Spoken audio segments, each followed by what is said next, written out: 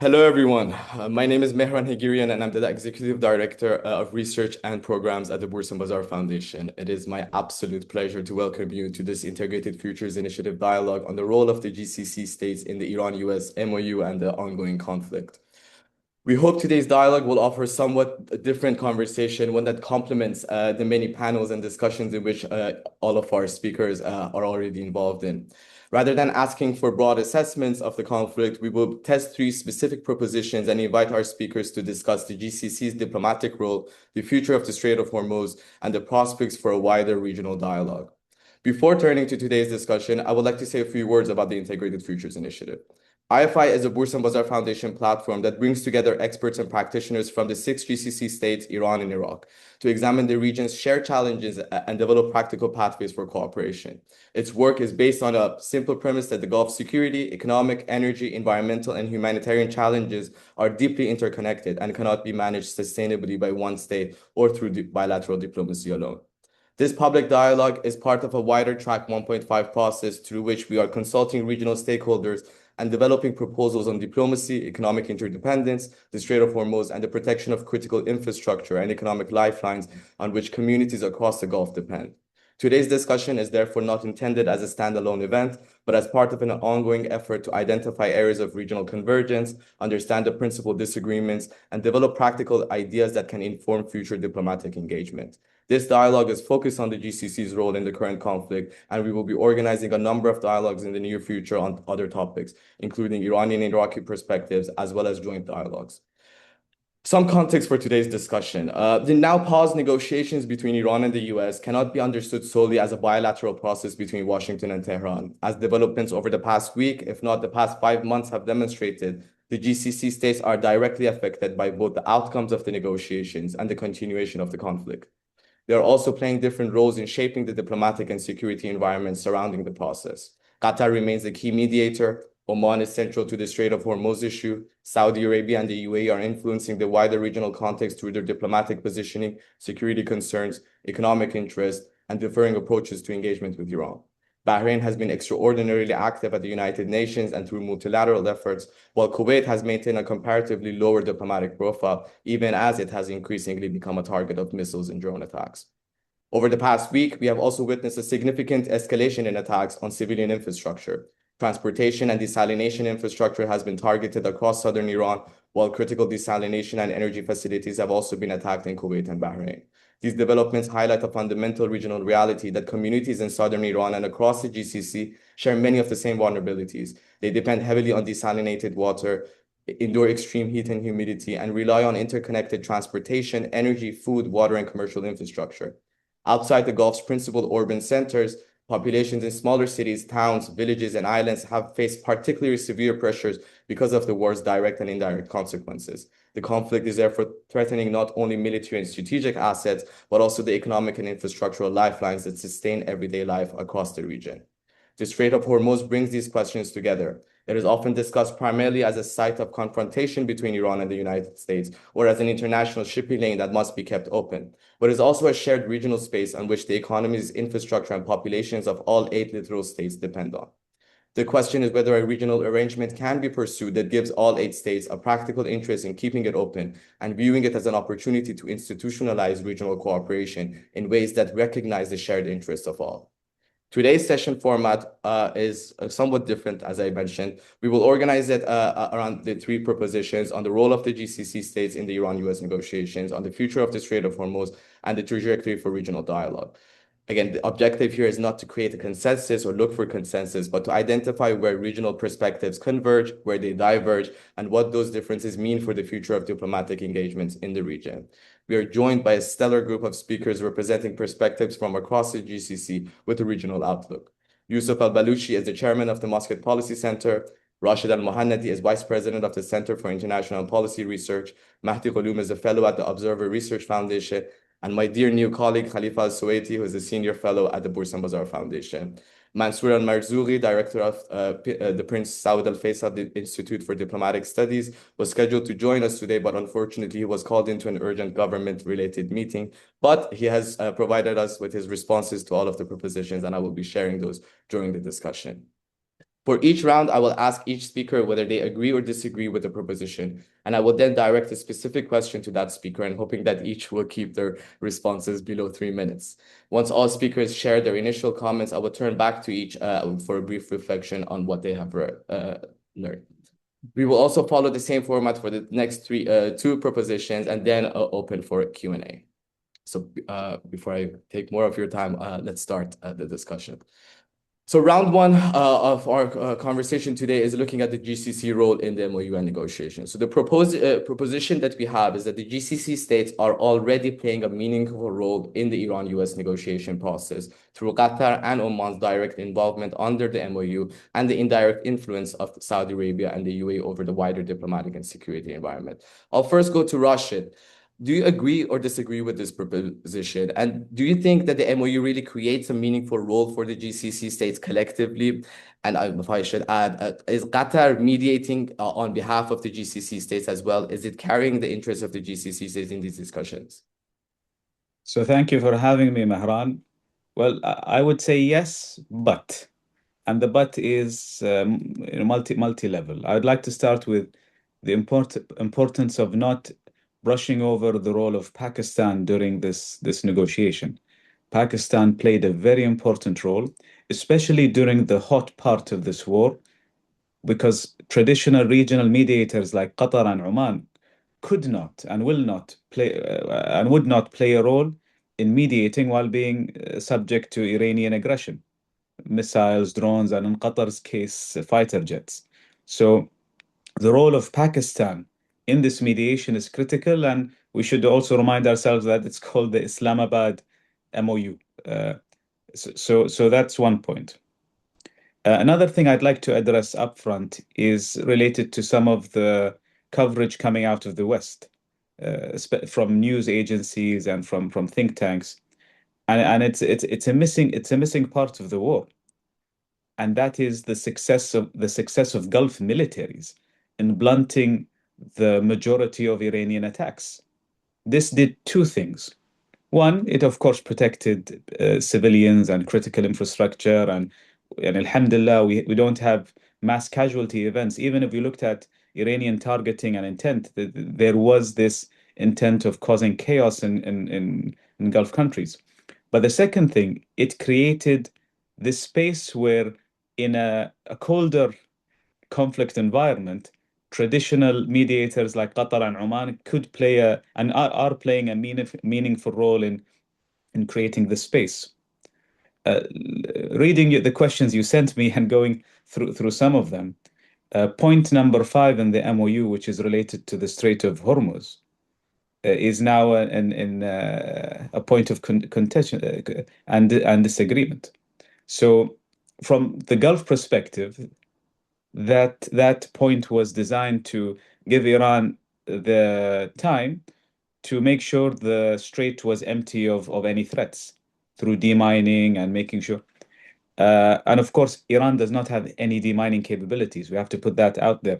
Demining is such quite a limited and niche capability that only certain countries have. But from the Iranian perspective, that point basically gave them the green light to potentially institutionalize the control of the strait. And I think until we find a position which all parties around the Gulf can agree on, this will be a sticking point. Because to answer your question, these negotiations are regionally led, and the fact that points like point number 5 and 6 are in the MOU, point number 6 meaning the regional discussions, and point number 5 the management of the Strait of Hormuz, shows that for the first time in any Iranian negotiation, the region is playing a leading role.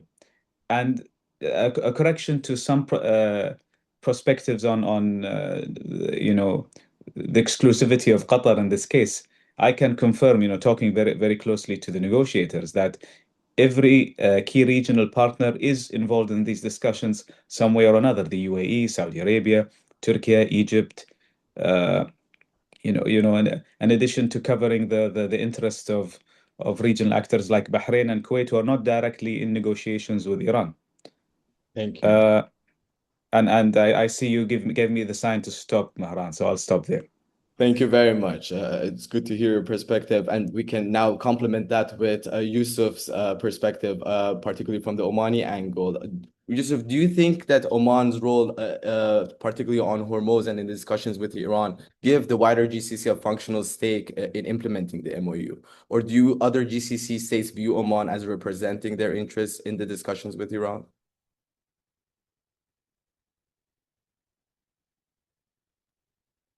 So thank you, Mehran. Very good afternoon to you and everyone who's joining here. Thank you for this very timely discussion we're having. I think to start with, first of all, we look Oman was the only country who's not directly involved in the conflict, which was mentioned in the MOU by itself, especially in the Article 5 mandating its responsibility to follow the discussion for the post 60 days. For the post 60 days of the MOU in arranging or discussing with Iran some sort of arrangement how these trades should be governed. I think that by itself, it's very much recognizing absolutely Oman's role as a functional player in this process and a neutral operator into that process of implementing the MOU. At the same time, no doubt that Oman very much, keeping all the coastal countries, especially our brothers in the Gulf, but including and widely going to Iraq as well, keeping them in the loop of these discussions, because I think the mandate which MOU was mandating, it was clear that there is clear coordination should be taking place with the all literal states of the Gulf.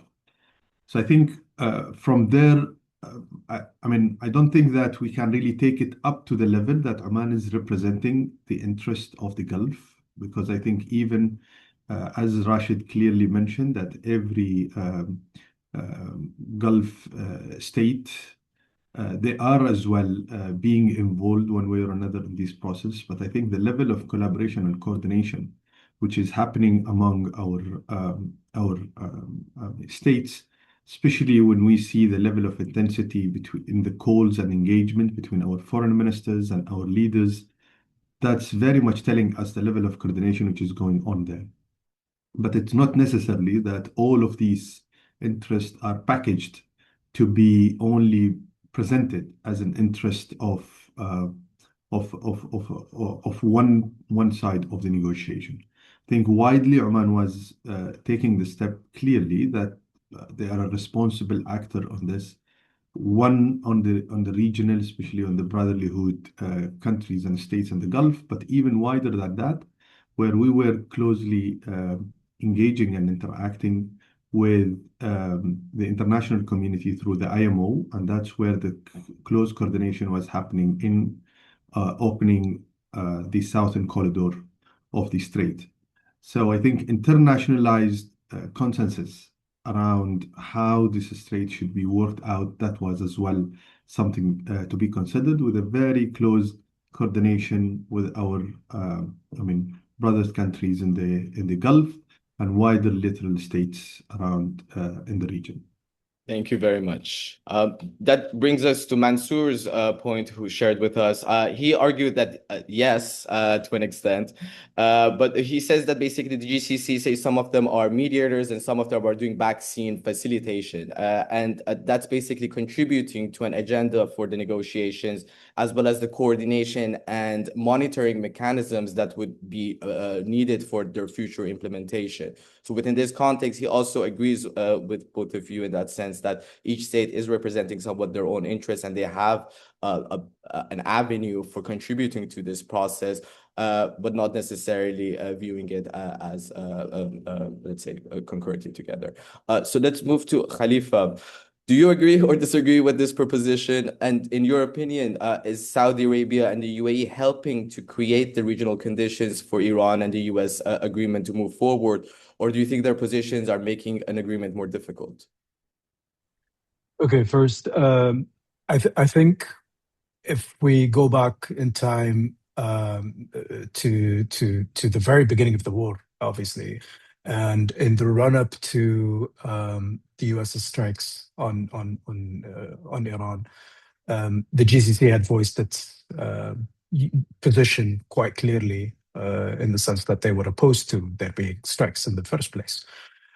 So and then with varying degrees of basically, of being targeted by Iran, you've seen that sort of coalition, let's say, and I would call it more or less a loose coalition.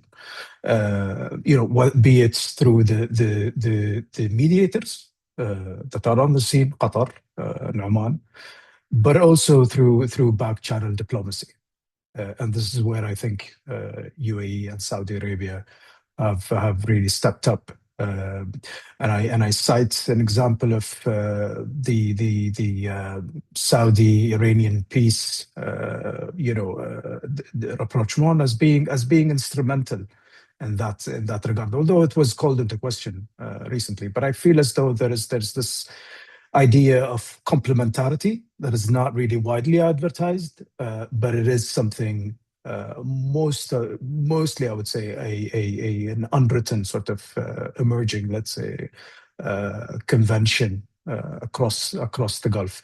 I mean, we've had varying degrees of success on that front. I mean, obviously, just as well as I do that preventing those strikes, so it's not something that we could have basically done, but in some ways, through that sort of careful engagement and sort of back channel diplomacy as well as the kind of like the mediation efforts. I think in many ways it does supplement it, but we need more or less going forward at least an institutional framework that sort of really incubates such a collective endeavor. If I could jump in, do you think there is any merit in the discussions that we are hearing about, obviously, the conflict between the UAE and Saudi Arabia, but to what extent do you see that having an impact on the GCC's approach towards Iran? Okay, we have to consider a few things, at least when looking at it, just to try and basically think more clearly. There are determinants that sort of, in a way, dictate the state of play.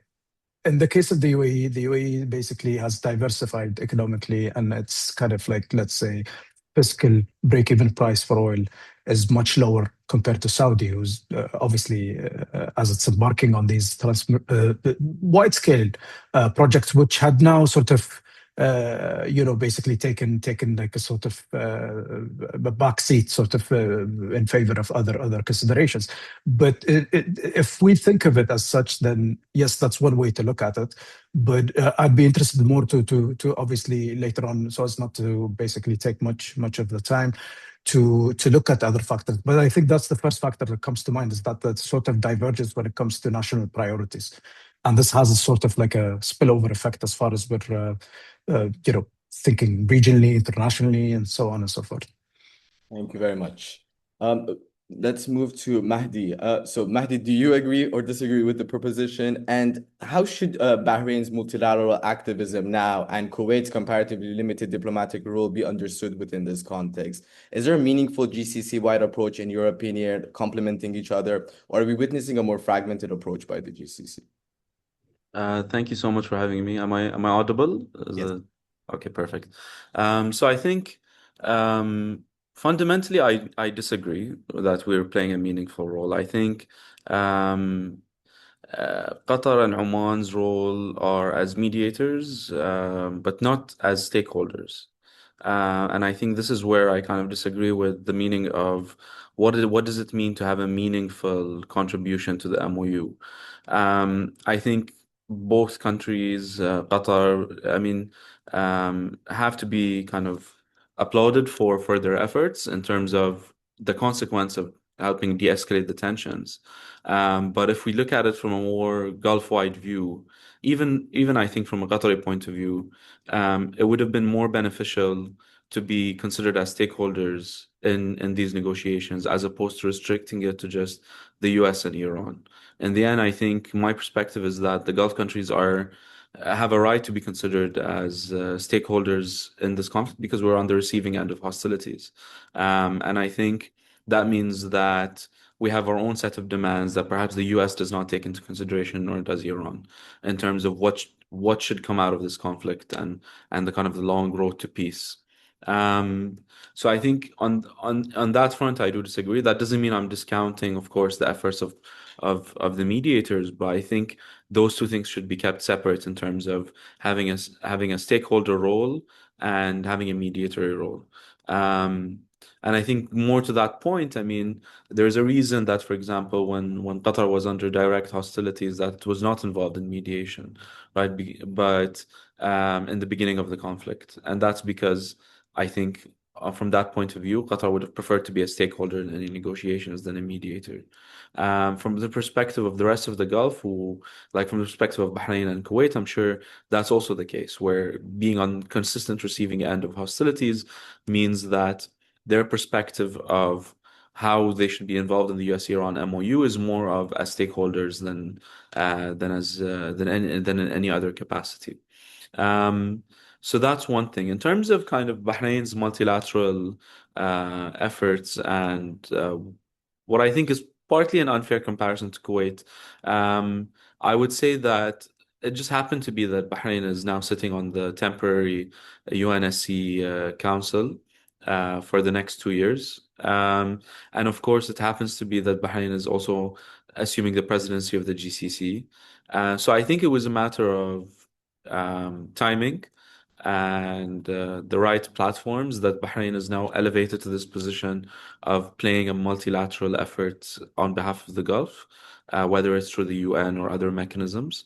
So I think it would be unfair to compare Bahrain on that front to Kuwait or any other country in the Gulf because it's the platform that Bahrain has been afforded at this time that's elevating its role into that kind of prominent position.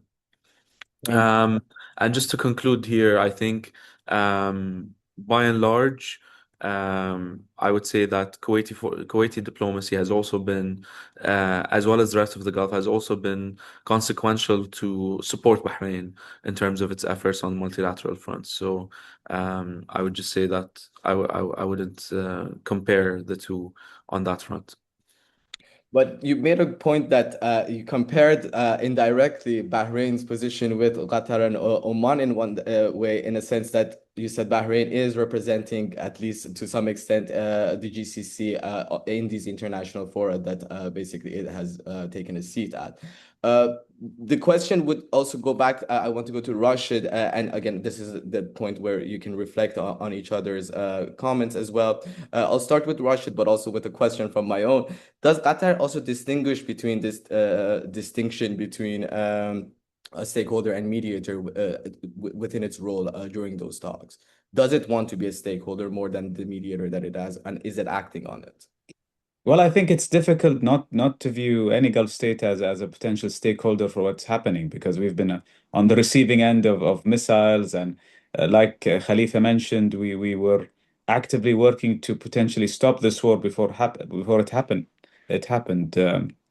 So I think from a Qatari perspective and maybe also from other mediators, a mediator is a stakeholder nevertheless.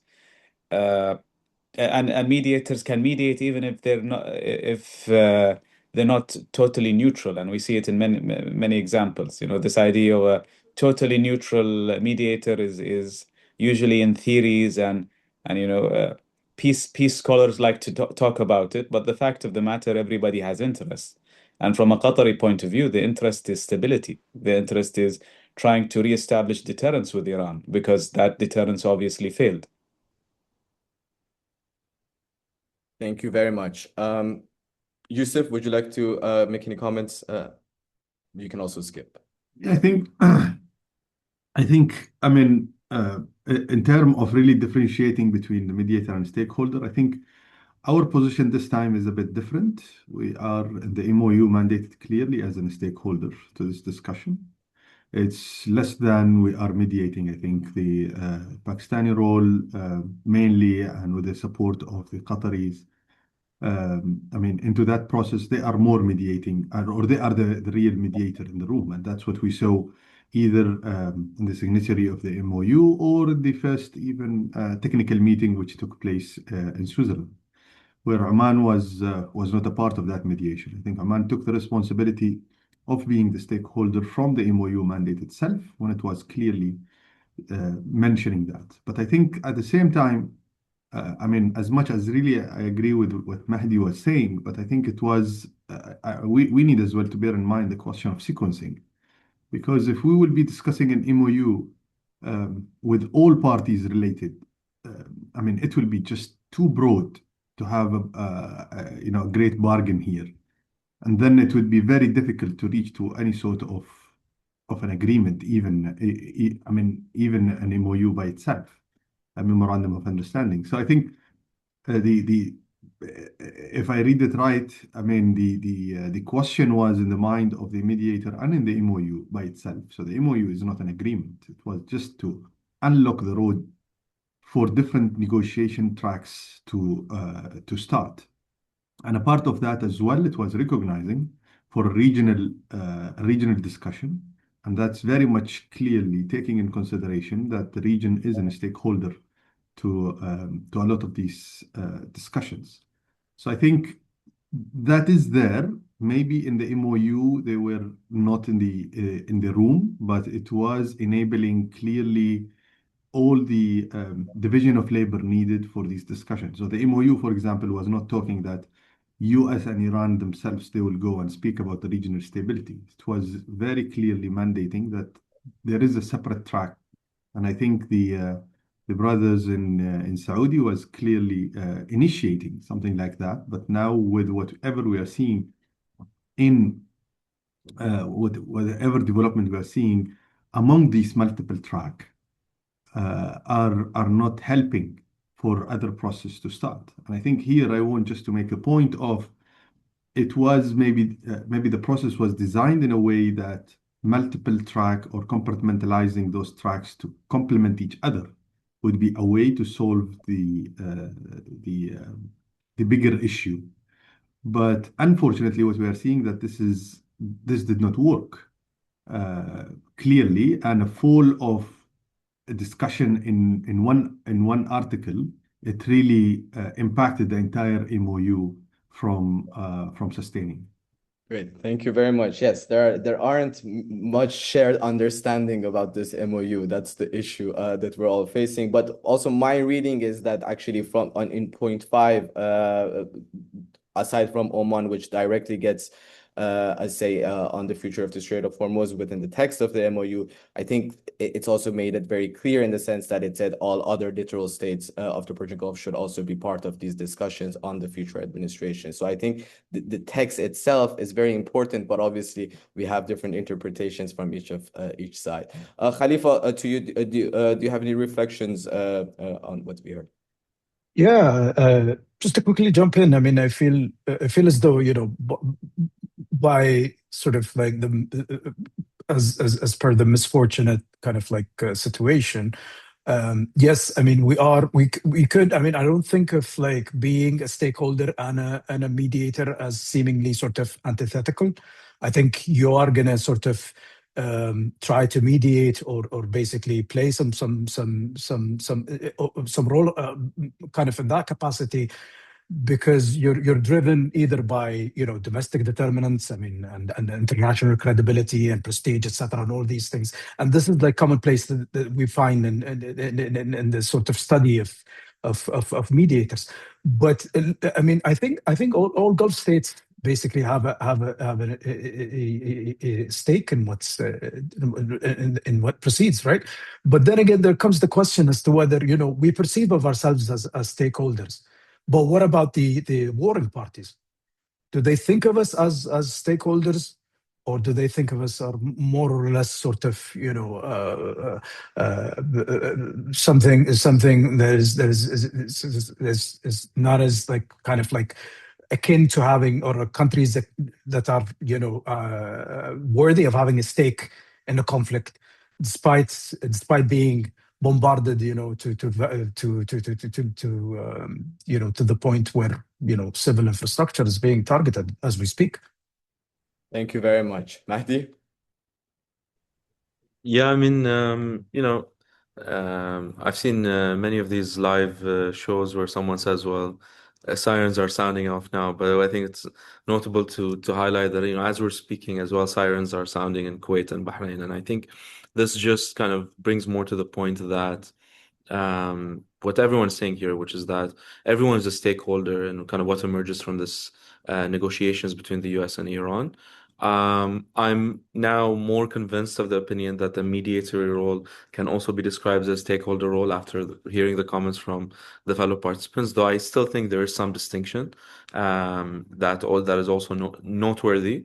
That I think the warring parties simply see us as collateral or spillover damage from this conflict, and I think the Gulf needs to find a way to assert itself as part of the deconflicting process and, of course, the reconciliation process that happens afterwards. Fantastic. Thank you very much. So we finalized this first round, and now let's move to the second round. So our second proposition moves from the diplomatic roles to specific proposal for regional cooperation in the Strait of Hormuz. And I'm assuming we're not going to be all on the same page, which is the perfect way to have a dialogue. So the proposition is that the 8 littoral states should establish a joint body to administer shared maritime and environmental services in the Strait of Hormuz, funded through a nominal service fee on oil tankers, and such an arrangement would treat Hormuz as a regional commons, give all 8 littoral states a material stake in safe and uninterrupted passage, and create a practical foundation for wider regional cooperation. On this particular, from the 3 propositions, this one requires some context. So I'm going to give a bit more context on this. Obviously, we have hit multiple deadlocks on the Hormuz issue, and for this, I want to introduce the Hormuz fee proposal that it was developed by Isfandiar Batmanghelidj, the CEO of the Bourse and Bazaar Foundation, and myself. And it was recently covered by the New York Times, and various national and regional news outlets have also published the proposal in Arabic and Persian. It highlights the traction that it has received as a very, very modest proposal. But the proposal is deliberately pragmatic and practical. It's a nominal maritime or environmental service fee paid only by large tankers exporting hydrocarbons, administered by a joint body representing all 8 littoral states. And it's not a fee for passage, and it would not compromise a freedom of transit. The sums involved would be very small, potentially tens of millions of dollars against approximately 600 billion in annual energy trade that takes place in the region. But the institutional and diplomatic value could be very significant. The real proposition is whether the states of the region can jointly manage one limited area of shared interest and use Hormuz as a foundation for wider regional cooperation. The question is whether functional cooperation around the strategic regional asset could give all 8 states a material interest in safe and uninterrupted passage and provide a practical foundation for wider regional cooperation. On this, I will start with Yousuf. Do you agree or disagree with this proposition? Obviously, Oman is very central to the management of navigation through the Strait of Hormuz, and particularly through the MOU. But do you believe this approach is close to Oman's thinking? See, I think, I mean, the few points here came to my mind while you were really laying down the detail of the proposal. I think the first point, it is, I mean, there is those different opinion around would it be possible to go back to 27th of February, or it will not be possible to go back to there, and then how far we can get away from that baseline. I mean, so far, all what we are seeing, starting from Iran positions, then as well, including what MOU really laid down. It was very clearly, taking in consideration that maybe the reality around the strait, it will not go back to the baseline of 27th of February. So then from here, it was a journey to really take this further from a Omani perspective. I don't think that it is the Omani perspective. I mean, first of all, it was really how to get the discussion. How to get the negotiation down from the tree slowly. It was initially the discussion was over the tolls. Then from the tolls, we went down to service charges. And then following to that, it was what Oman was, at least in some of the open reports, was discussing the idea of voluntary mechanisms similar to, or taking the consideration Malaga process. So I think what you are talking about, it is something closer to that process, which we think that, first of all, yes, I think that this might be a good starting point to maybe frame some sort of coordination and collaboration. Maybe I will allow myself to quote, without mentioning the name. We were just in a meeting this afternoon where someone was clearly putting the point that this might be the coal collaboration of Europe in the region, where it might be that to look over the strait is the coal and steel collaboration in the regional context. So I think the potential of framing some sort of discussion on the regional level about working around the free navigation in the maritime, it might be a good starting point. But I think we need clearly to put in our consideration, I think, a couple of points. The first one, all what the colleagues were referring here about, the division of labor between the roles we can play. That's very much telling us how much is the situation is complex, and having an isolated solution to one issue, it will not work. So really trying to think how much is the give in the strait versus how much you can take in some other contexts.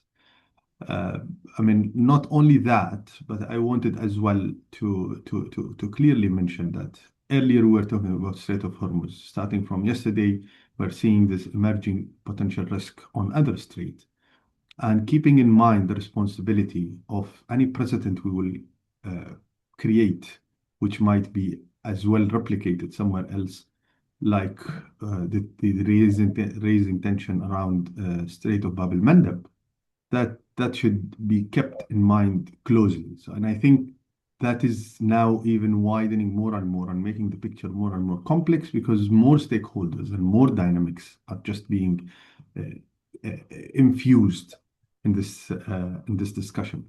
So I think the thinking line, it is to get something voluntary, but without seeing some good progress in the main topics of any sort of agreement in the wider discussion of the MOU, I don't think that standout discussion in the Strait of Hormuz can make it through.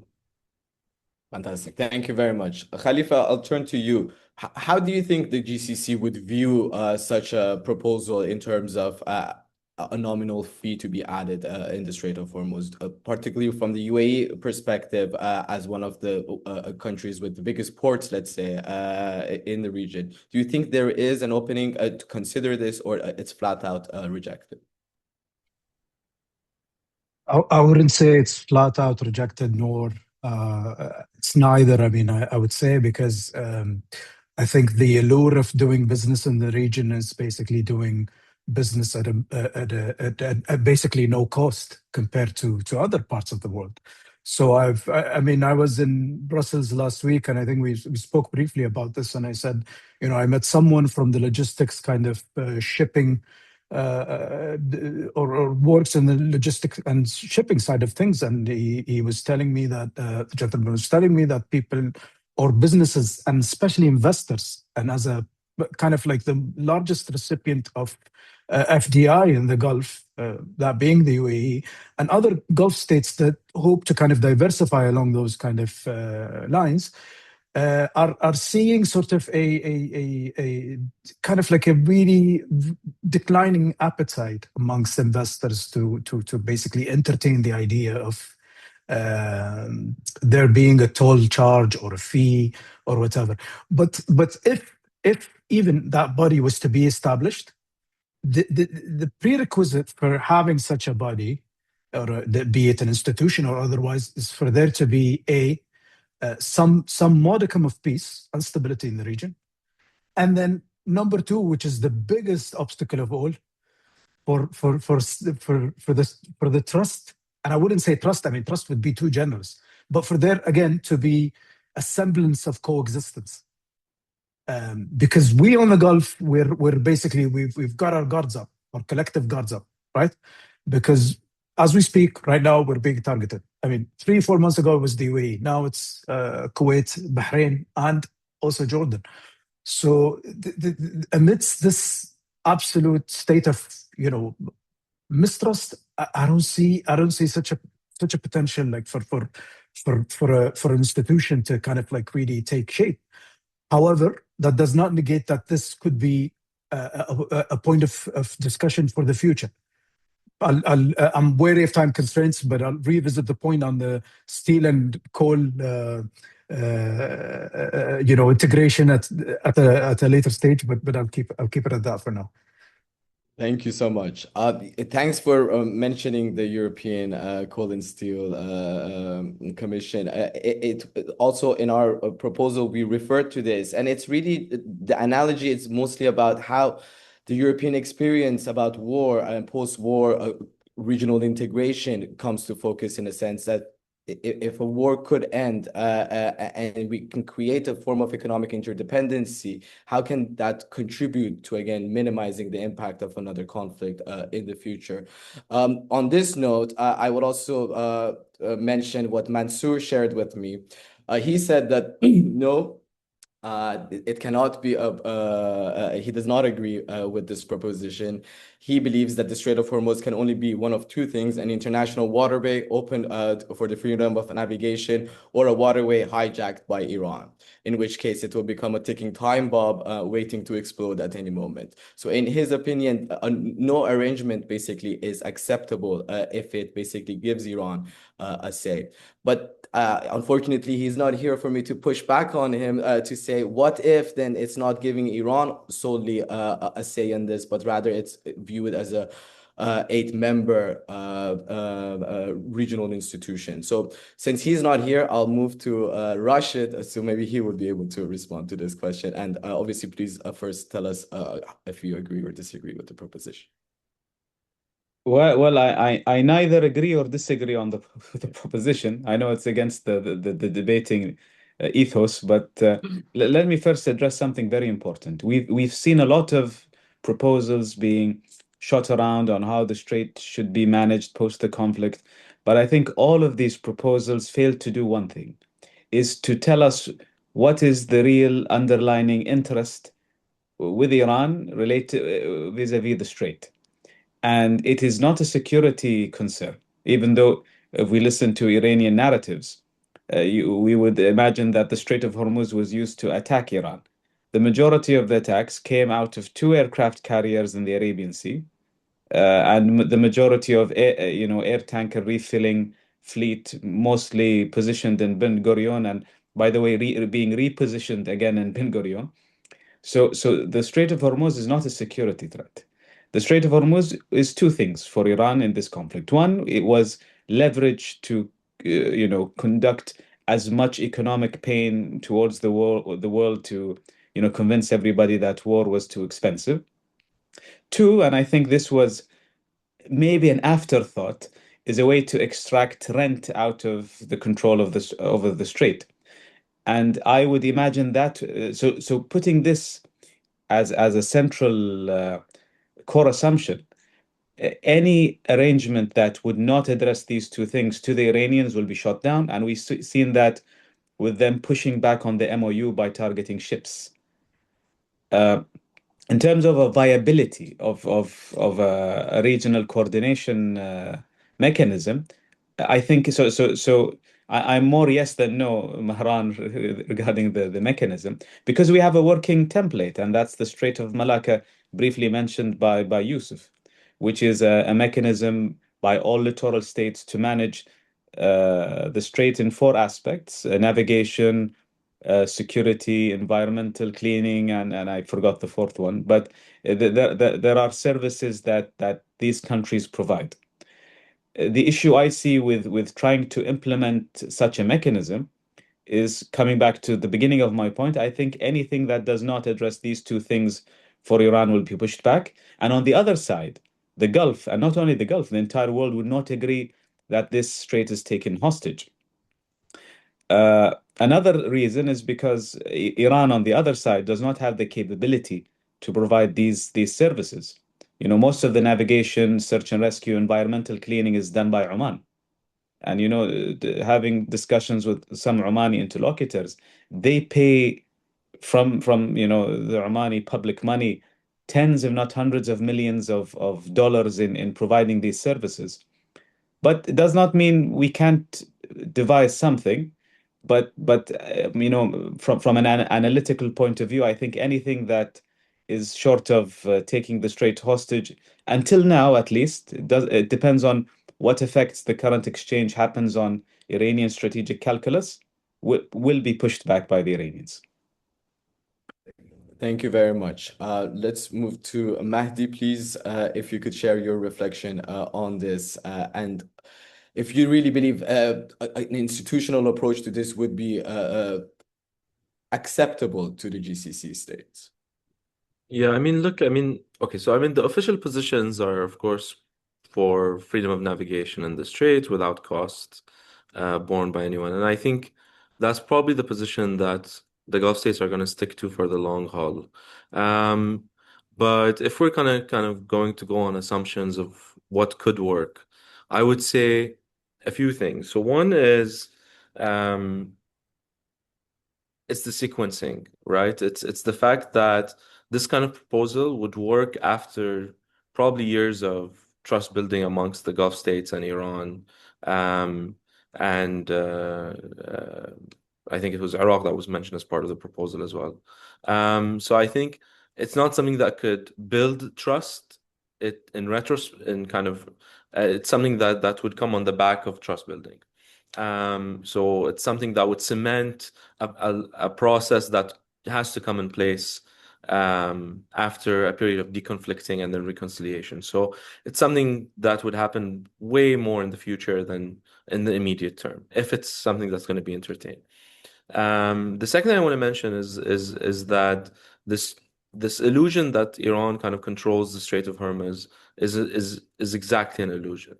Iran can put a cost on vessels transiting the strait, but it does not have legitimacy of any of the countries of the sending vessels. Well, maybe bar a few, but doesn't have the legitimacy to control. So what this proposal ultimately does is allow for Iran, in collaboration with the other countries, to gain some legitimacy in terms of controlling the strait. Not to mention the capability in doing so, as has been mentioned by the other panelists. So I would see it as more of a gift by the Gulf states to Iran, and to garner some legitimacy in the control of the strait. So I don't see it happening right on the shadows of conflict. Again, to repeat the first point, I see it as happening more as on the back of trust building measures in the future. And every time that Iran has attacked a vessel in the Gulf, it has been retaliated against by a lot of destruction by the US as well in Iran. So it's not that Iran has been able to maintain that control, and so it would be kind of extending the share of the pie to the rest of the Gulf. I think it would the burdens and the benefits kind of are the other way around. Fantastic. Thank you very much. I'm really enjoying the fact that we're not all on the same page in these discussions. So does anyone want to reflect on what we've heard before we move on to the next round? Khalifa, would you like to say something? Yes, yes, please. I mean, on the coal and steel community, kind of like model of integration, if you may, in Europe. So it took Europe two devastating world wars, obviously driven by an abhorrent iteration of nationalism. I hope we're immune to that. But it also took a pandemic that killed tens of millions to think about, to really think about, okay, what is basically fueling the conflict, so to speak. And the primary ingredients at the time were, steel and coal. And with that, obviously, it kind of assumed the form of an economic union, and then it took the form of a more kind of like a supranational political organization. But if we try to kind of like think of a similar model when it comes to regional security, I don't want us to basically think about integration as an afterthought. Obviously, after basically a catalysmic event, God forbid, takes place, right? Because what we're seeing now is escalation, and we're trying to gauge, at least even as an analyst, trying to understand what the end game is, right? Be it from the perspective of Iran or that of the US. So there's no clear strategic goal in sight. Toppling the regime through airstrikes, I mean, that has never worked. I mean, even with Saddam, whose regime was decaying at the time. So what is the end game, and how do we go back to restoring the semblance, or let's say the modicum of trust that was taking time, like baby steps, one by one, over the course of the last 5 years in the run up to the war. So these are I think the key questions that we need to contend with over The the perfect next. segue for the next round of the discussion on the future trajectory of regional dialogue. Does anyone want to, Yousuf, Mahdi, Rashid? Just a quick point. I think it's fair to mention here Trump's initiative last week to announce fees on the Strait. And I think actually I still maintain, I think I said it at the time online in interviews, that it's probably more appetitable for the Gulf states, probably for the world in general, to pay off the US for passage in the Strait of Hormuz, safe passage in the Strait of Hormuz, than it is to pay off Iran, especially after this conflict. So, the US has way more friends and a lot more influence. I just need to also clarify this point about the fees and whatnot. At the end of the day, if, for example, we go with the numbers that we even presented in the proposal, at maximum, we can get around $60 million a year based on the fee that we put. And that's really minuscule in comparison to 0.01% of the total hydrocarbon, let's say, money that is being made in the region. But at the same time, there's one point that we didn't really touch on, but I think it's also important to look into, is that obviously the region is lacking a regional institution that would include all 8 states within it. The only thing that exists, and it's been existing since the 70s, it's called the Regional Organization for the Protection of Marine Environment, ROPMI, which is based in Kuwait. And again, as the name suggests, its sole focus is on basically the marine environment across the Gulf. And it has all 8 states as members of them, and it has an office in Kuwait, and it has a mandate through the UN. So, but it doesn't have much activity, let's say. It's been there. It has contributed to a lot of emergency issues, oil spills, even search and rescue, I believe, but not so much as an active organization. They meet probably once a year with lower level representatives from either the Ministry of Environment or whatnot. But then looking at the fact that an institution already exists, maybe it would be an opening for us to actually look into giving it a new mandate, again, not us, but the regional states, to be able to also incorporate discussions about the future administration of Hormuz, but also the nuclear emergency situation that exists in the region all across the Gulf as well. But I'll pause here, and if you have any more to say, please include it in your reflections in the next round. So for the next round, the proposition is that the current conflict demonstrates the need for a parallel track to the Iran-US process that prepares the ground for a structured Iran-GCC-Iraq dialogue on regional security, deconfliction, and economic interdependence. Obviously, no bilateral Iran-US arrangement can manage Gulf security on its own. And an agreement between Washington and Tehran may reduce immediate tensions, but it cannot by itself create a stable regional order or address all the vulnerabilities that were exposed by this conflict. Iran and the GCC states and Iraq require a structured mechanism through which they can address shared risk and reduce the likelihood of future crises. So I'll start with Mahdi, because I also read something that you wrote recently on this topic.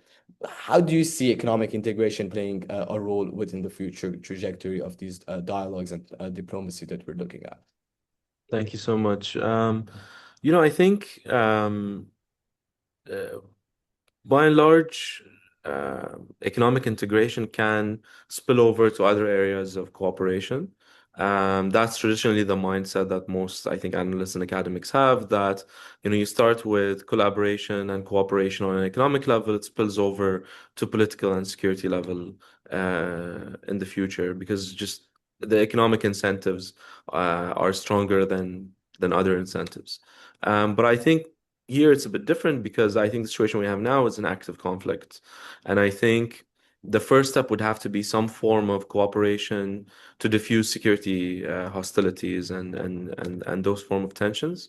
And I think what I advocated for kind of in writing is a GCC-Iran kind of non-aggression pact.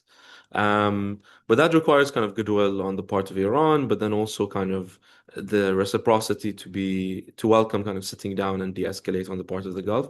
I don't see the Gulf hesitating to sit down with Iran in the case of cessation of kind of a unilateral cessation of hostilities that leads to some form of discussion on a non-aggression pact.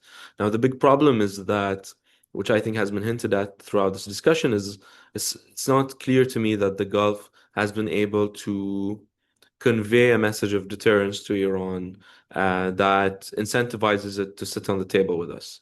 Right? I think so far the strategic logic that Iran has is that there is no deterrence from the part of the Gulf, and so there's a possibility of being able to continue aggressing on the Gulf states, at least some of the Gulf states, and not expect a response and just get away with it, right? And I think in order for the seeds of diplomacy to work, there needs to be some form of credible deterrence.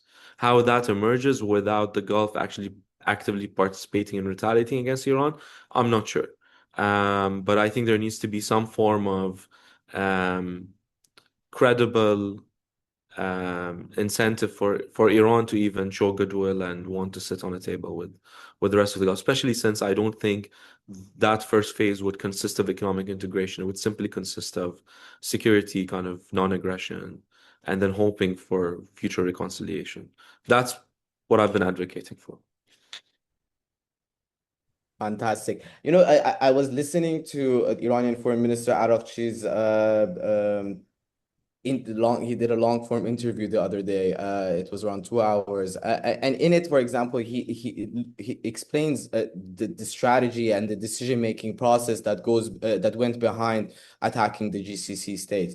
And at one point, for example, he also mentions that there were discussions to try to prevent further attacks during the early days of the conflict. But then again, Iran continued the attack until recently, and now again with the restart of the conflict. The justification for it, as with you would see online, is mostly about the hosting of the U.S. bases. The argument that they're attacking U.S. interest in the region. So now it has evolved from just US bases, but US interest or US assets or whatnot that exists in the region. So that's how they're also justifying the attacks on critical infrastructure or whatnot, saying that the US, for example, has assets or is a shareholder or it's owning it. How do you see this argument playing out? Again, obviously, this would be something that would come up again and again in the form of any bilateral or multilateral discussions with Iran. But just practically looking at it, how can the GCC pass this argument from the Iranian side? And how can basically you come at a point where you're seeing eye to eye on the issues that led to the rise of this conflict? This question to me, right? Yeah. Yeah. Okay. So look, I think I see a future where the GCC and Iran can agree to set conditions in terms of what sort of activities the US bases that we host end up doing. So in terms of not launching attacks against Iran and things like that, but to exercise some form of regional dominance and ask for countries in the Gulf to let go of their sovereignty and not host bases that they deem to be something that they want to host out of sovereign interest. I don't see a future where that's possible. I think overall, I think again that the Iranian hostilities towards the Gulf has this pretext, has this justification, but I think it's just empty justification. I think without US bases in the Gulf, the attacks would have still happened. And I think the main reason is because the Gulf states are an economic powerhouse and a diplomatic powerhouse that have influence over global affairs, especially kind of on a bilateral level with the US. And so it's a way to incentivize the Gulf states to perhaps do some work for Iranian diplomacy on behalf of Iran in order to de-escalate tensions. Even though I think this is a way of trying to kind of coerce the Gulf states to advance Iran's interests on a global sphere. And I think it's not a successful strategy, as it has been proven. I mean, largely speaking, the Gulf states have been quite resilient. And I don't think that strategy is going to work in the long term of coercing us to advance Iran's agenda of de-escalating tensions or gaining some favor in any deal. It doesn't seem to me that's a successful strategy. What is working though is propagating this pretext. I think there seems to be a lot more global acceptance from what I'm seeing online and chatter online that people are buying into the Iranian narrative that it's about the US bases. But if someone looks at the numbers, looks at the choice of targets, looks at the strategic rationale, I think it paints a very different, more sinister picture, if I'm being completely honest.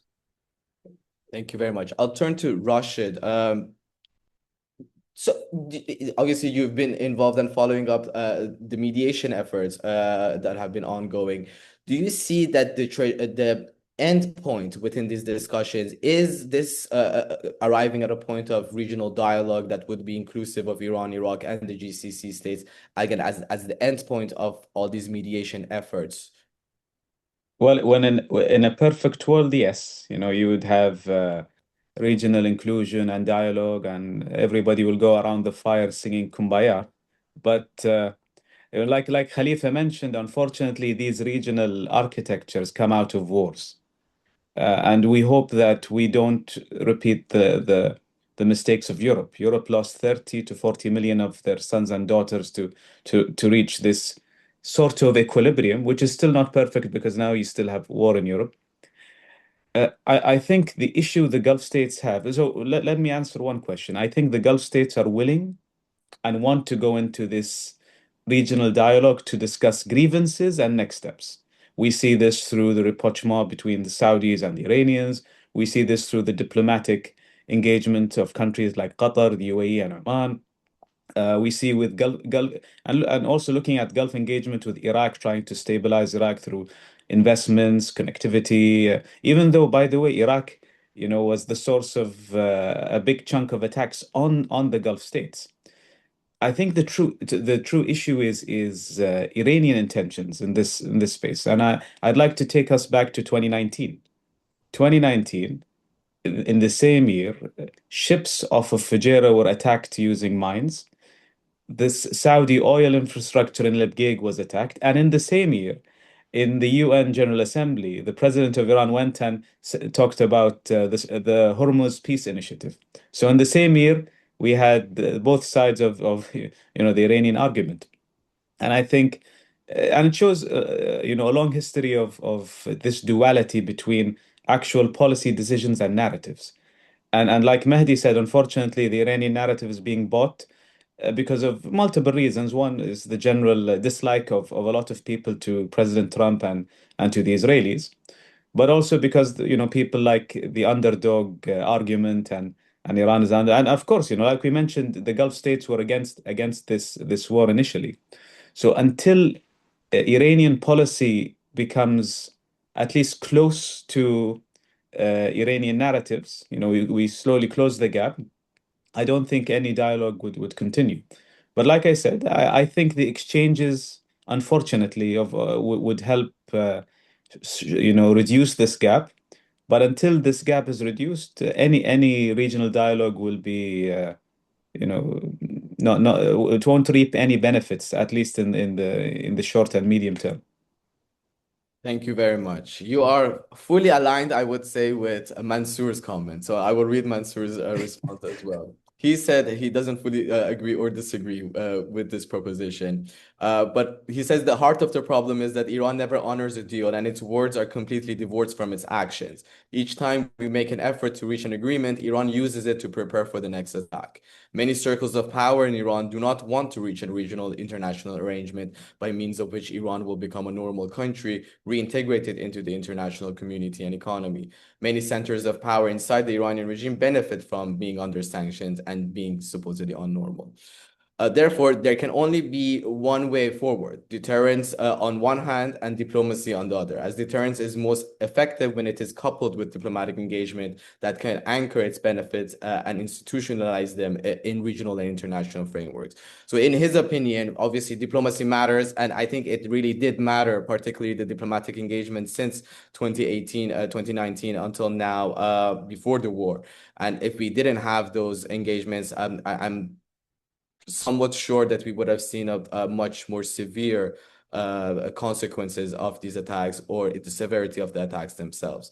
So on that point, you are aligned, but at the same time, I want to push back on this, because if we are moving towards a discussion about the future trajectory of the region, I think within the text of the MOU, as we discussed in the previous rounds as well, there is a clear text that says that there needs to be a dialogue between Iran and Oman and with the other GCC states.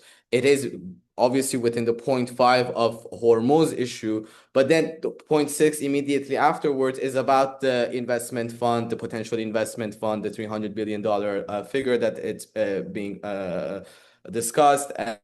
And obviously, the assumption is that the GCC states would largely be the ones contributing to that fund as part of this future engagements with Iran. So I'll come to Yousuf, if I may. How do you frame this then within these dualities of discussions that we're seeing, obviously with the point about the untrustworthiness of the interlocutors that the GCC states have been system in Iran, and obviously the history of that even during the Rouhani Zarif period. Zarif just, for example, published another article on foreign affairs about this, how to go move forward on dialogue and cooperation in the region. But again, the point would be what Mansour mentioned and what Rashid mentioned, is that does he actually have an audience inside Iran himself or not? And that's the question that we're all waiting to answer to. So, Yousuf. I think it's a $1 million question. It's very difficult to really think, but I mean, I look to it from an angle of, I'm very cautious of the idea of really trying to, not taking the diversification of the opinion inside the Iranian system seriously, and trying always to frame that as a friction in the leadership. And I think this by itself, it allow Iran to have an off-ramps whenever it's needed. And I think more and more pushing toward that, there is no unity. So whenever the dates, and this is exactly what we're seeing, that whenever the dates of, the good days of diplomacy comes, we keep hearing that, these were just the hardliner who were pushing this direction, but now we want to open a new page and so on and so forth. So I think we need, first of all, really to realize that, there are diversification in the policy and the opinion within the ecosystem inside Iran. And this diversification will continue to stay there. Not only to limit that, we are I mean, for all of us who are following the inside debate inside Iran, we are seeing that this debate heatened in a lot of times. We are seeing even a lot of pressure sometimes inside A or inside B and all of these circles. So I think the first thing we need to realize is really to realize this diversification not as something out of the system. It is as something which the system is based on, and not to allow, I think, more and more rhetoric of this reflection in the system, because I think this is always just giving a cushion for an off-ramps whenever the off-ramp is needed by them. So end of the day, that diversification, as much as it is there, I think as well, it's really resonating in all of our systems. I mean, we are seeing, people who are pushing for A versus pushing for B in all of our countries. Economists are pushing for more pragmatic deals versus politicians are more pushing for another side. So this is the first thing. I think the second point I wanted very much, just to talk about the overall this convening of the 6+2 or whatever other arrangement. We need as well, we need to look into the region today. We are really seeing a lot of emerging alliances are coming on board. And what is about those type of discussion? Where are their roles? Nowadays we are very much closely seeing R4 are getting closer to each other. The first time, the last meeting they were having, they named themselves as an R4. And I think for now, my understanding that Iran maybe want to engage with a 6+2 framework, but they want to have an agreement with R4, not with the 6+2. So here it's just about diplomatic lines, but they will prefer, if they want to have a deal with the 6 Gulf countries, to have them more bilateral rather than multilateral. But if there is any sort of collaboration on a regional level, they will prefer to do it more into the R4 setting, rather than more into just the Gulf countries. And always we're hearing that they're getting back the discussion that you Gulfies, you need to be unified before you talk to us. And that's very much clearly telling us how much they are.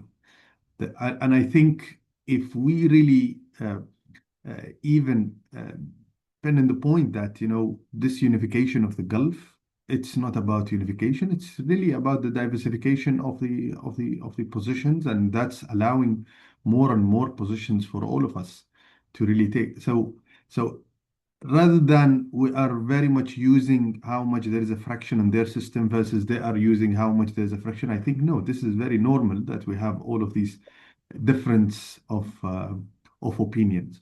I think the third, I know that you wanted me to stop here, but I will just briefly mention the third point. I had the discussion over the CBM, which was in the earlier round of talks. But I think, here we are really in this chicken and egg story. Should we have trust and then a deal, or should we have a deal which can bring a trust? And I don't think that always trust will precede the deals. It is how to really get to some sort of deals which can build trust on that. And what we are seeing at the moment, the main thing which is really missing in a lot of these deals are a lot of verification mechanisms, where we are not seeing how to verify whatever deal is happening. It's, either there are some sort of agreement on, okay, let's put a deconfliction mechanism here, or let's put some early warning contact points there, but still those are not operational. So I think talking more about, I mean, even if trust is not there, it's not a big, it is an issue, but I mean, how to build a credible process on the deals, which can bring the trust rather than prerequisiting the trust to go for the deal. Fantastic point. Thank you very much. That's really my viewpoint about the issue as well, because we have realized that we cannot come to a point of trust building without actually having a mechanism to reach there also. Khalifa, and also to our audience, if you would like to share any questions, now is the time for the team to compile them and send them to me. But before we go to the Q&A, Khalifa, as a final remark for this round, I would also like to add to the proposition, your views on the proposition, but also if you could share your perspectives on how you think the private sector could play a role within this current discussions about economic interdependence and, again, the path forward for dialogue and cooperation in the region. Okay, so I would say, and I'll use the UAE and Iran as an example bilaterally, right? I mean, trade between the countries has been sort of booming over the past years, very much on an upward trajectory, if, you know, in the run-up to the war. And the UAE has tried to kind of, you know, in some ways, kind of embarked on this dual containment kind of strategy vis-a-vis Iran. However, you know, we thought of this, at least, and I'm speaking as an analyst, I thought, okay, this will sort of kind of create some notion of interdependence. And I'm using the figures and also qualifying that with the number of Iranians residing in the UAE, which is well over 600,000 Iranians. So for me, I think one thing that really shattered that sort of idea that I'd had was the fact that, you know, Iran still struck the UAE, you know, and I was thinking, yes, of course, about of us as Emiratis, etc., but also about the expatriates, of whom, you know, there are 600,000 Iranians. So I was thinking, okay, if we're thinking about longevity of the region, take whatever angle you want, be it from an economic standpoint, diplomatic, political, maritime security. Then I just feel like, you know, the perception right now in the Gulf is that, okay, this is an unpredictable, self-proclaimed hegemon that's going to strike unannounced at any given moment. And that's really worrying. So that would be it for now. But because, I mean, I'm aware of time constraints. But on the question regarding Iraq, I think Syria is a nice template, right? The fact that Syria now is basically, I know it's not part of the 6+2 focus here, but I think this is a nice kind of like precedent that's starting to take shape. As long as Iraq is able to signal its goodwill towards the Gulf, basically dialing down on the sectarian kind of rhetoric that's emanating from the militias, you know, etc., and all that, and also signaling that they're able to, you know, step in as the state with its institutions and disarm those militias who are basically, you know, obviously responsible for a large chunk of attacks that were, that targeted the Gulf. So I think it requires a symbol of or some idea of goodwill from the Iraqi side. Fantastic. Thank you very much. Does anyone have any comments to reflect on the other comments, or we can move on to the Q&A? I get that as a confirmation to move on to the Q&A. So we have a series of questions that were shared with us before the event and now during the conversation as well. I'll raise them all, and then I'll go through each of you for your final remarks. And again, if you have anything to add. One question is on the end game of this recent flare-up in the next few months. Thoughts on the Houthis and how to manage them threatening to block the Bab al-Mandab Strait, and if that's something that we can look into as a GCC approach or not. What is an aspect not included in the MOU that would be a priority for the GCC states to address? How could this create a GCC-Iran track parallel to Iran-US track? Third question, do you think humanitarian cooperation could be an avenue for dialogue and trust building between Iran and the GCC countries? Next question, to what extent does the present confrontation with Iran challenge the UAE's hedging strategy, particularly its attempt to deepen economic relations with BRICS and the Global South while remaining reliant on Western security guarantees? And the final question, what do you think of Oman's Foreign Minister Badr al-Busaidi's criticism in the Le Monde interview last week that containment of Iran in a Gulf security logic and his idea of linking a new security architecture to a reappraisal of relations with the United States? So I'll start with Rashid. So what question would you like me to address, Mehran? Anyone that you would like to address. Those are many questions, but maybe the gist of the questions is mostly on the end state. So what's next? And I think, and I'll be very brief. I think a very sustainable and reasonable end state to where we at requires three things. Number one, a negotiated end of hostilities. Now that will only happen through the process. Number two, a process to potentially build trust, like Yousuf and you mentioned. I wouldn't disagree on it, but I would, when I was mentioning the examples from 2019, I'm just putting things in perspective and context. You know, it's not like the Gulf states did not try to engage with Iran. And you know, to Yusuf's point, there are disagreements inside Iran. It's not by design, it's by you know, just the nature of the country there, which we need to address and understand. A third thing, and this is very important, is the Gulf states have to develop sovereign, autonomous defense capabilities to reestablish deterrence. This will not happen without the US. And this is something we have to, you know, put very bluntly. The US is here to stay. Because the Gulf states had partnerships with the US, we were able to defend most against most Iranian attacks through Patriot missiles, NASAMS, fighter jets we acquired from the US. But I do imagine the defense relationship will evolve. We might see a reduced reliance on basing, but there might be a continuation on technology cooperation, acquisitions, training, and joint operations, in addition to diversification. So Qatar actually offers a good example here with our partnerships with Turkey, with our partnerships with the UK through a joint air squadron with our Typhoons.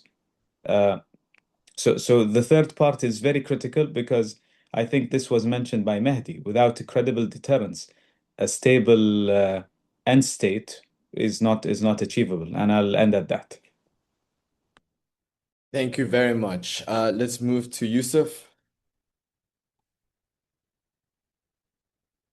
You're muted, sorry. Okay, so I will not comment on our foreign minister's op-ed for sure, but I will try to really shed light on the nice question on Yemen, I think, which is very important to watch closely. I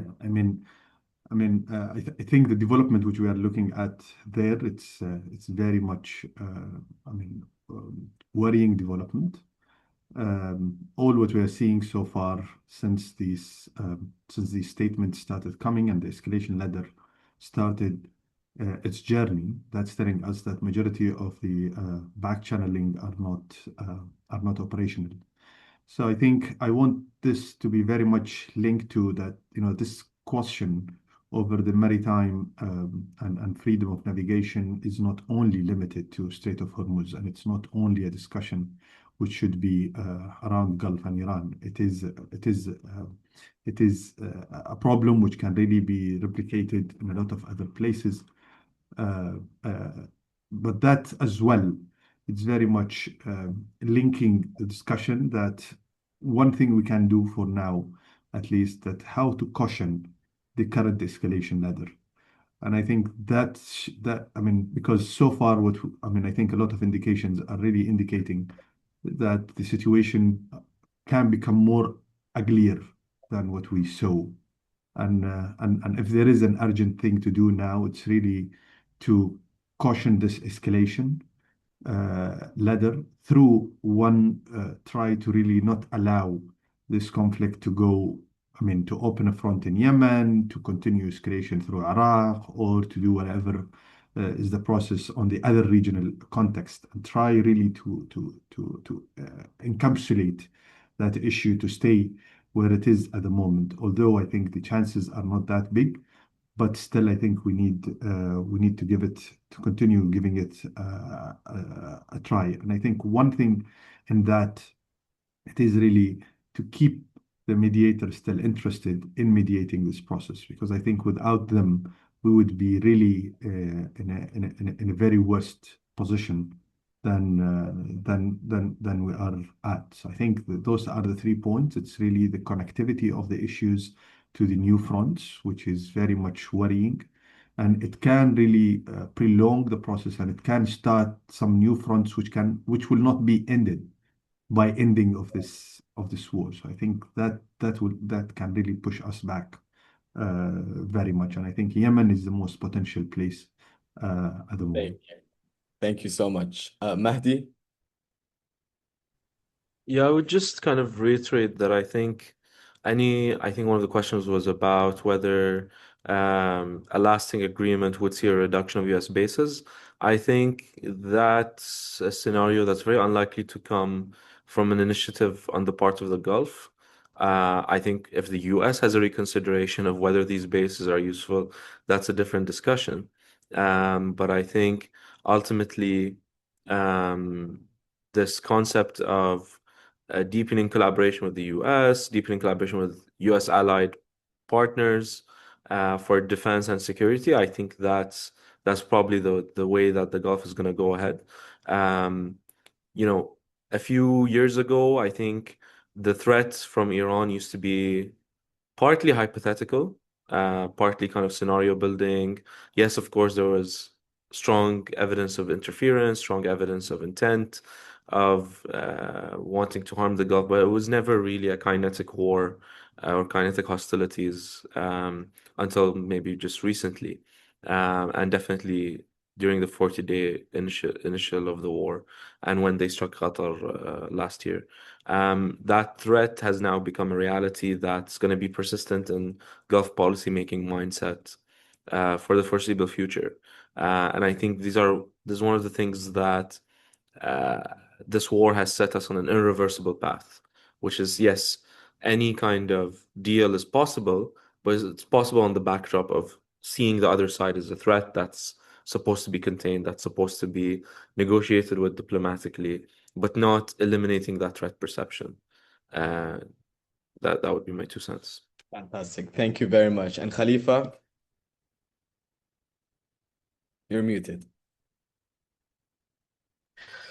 I'll answer the question on the UAE. Thank you, Sheikha. So to what extent is the present confrontation? Okay. So the hedging strategy, at least since the UAE embarked on this kind of like free trade approach to foreign policy, has been, sort of the hedging strategy is borrowed, like sort of really rested heavily on diversifying trade or trade partners through signing free trade agreements. So now we've signed 37 free trade agreements, 19 of which had just been enacted or had just come into force. So that was seen as the way to circumvent the existing geopolitical kind of predicaments or lingering questions. But then again, the war has really tested that to a point that you cannot decouple the ongoing geopolitical kind of situation, war, from the economics and the question pertaining to supply chains. So this is one front. But again, at least there's this bilateral kind of focus amidst this kind of like really uncertainty with regards to whether Mr. Trump or the US by extension are just as invested in Gulf security. And this also shows the limits of the transactional approach in terms of dealing with Trump. And this is not just a UAE-centric problem, because other Gulf states have made similar pledges to invest heavily in the US economy in return for some kind of like assurances on the security front. But we've seen that sort of like really come apart at least recently, at least in the realm of decision making.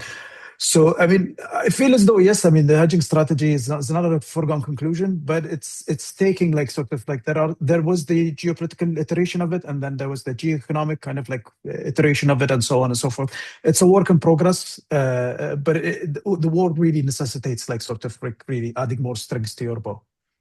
Fantastic. Thank you so much. And just to add, Mansour's remarks that he had shared with me also, it's relevant to this discussion as well.